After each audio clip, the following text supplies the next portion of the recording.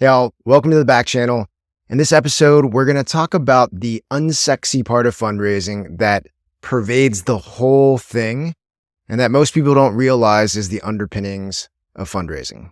So when people think about fundraising, I think they have this crazy, aggressive feeling of going into a boardroom, sitting across the table from a venture capitalist and pitching their hearts out in this dramatic experience that is captured in movies and film and TV. But in reality, fundraising is one boring thing over and over and over again. And that thing is project management. Fundraising is really a string of very detailed small tasks, most of which are not brain surgery, that have to be done over and over again. A lot of them take away from core, sexier tasks like working on your business, selling into customers, recruiting high-profile new employees. But you have to go write some emails to venture capitalists. You have to write emails to people that might introduce you to those venture capitalists. You have to go research what venture capitalists you might talk to. You have to create initial versions of your deck and then review those decks and then send those decks to people to get you great feedback. All these things are small, detailed action items that are not actually hard to do, but need to be done, need to be project managed, need to be finished.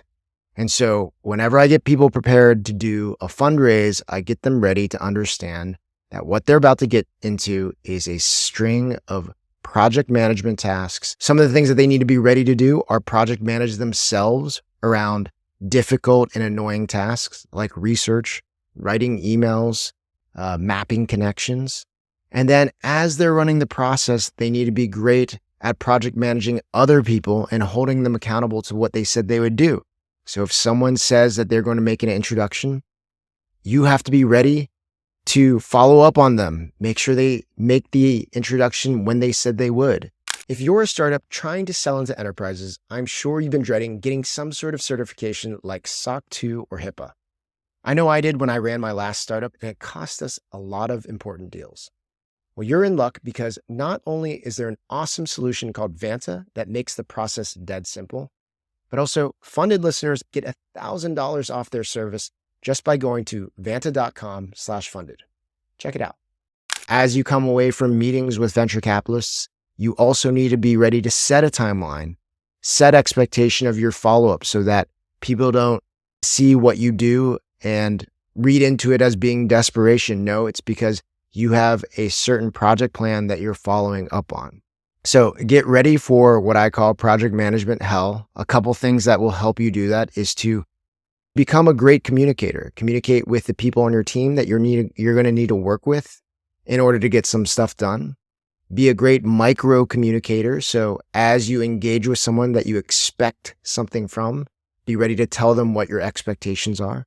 And then be ready to put processes in place and accountability partners in place to make sure that you are actually hitting your mark and doing the things that you need to do in order to get a fundraise done. So that can be done with a weekly check-in with people who will ask you how things are going, checking in around whether or not you did the tasks that you said you would do in service of your fundraise.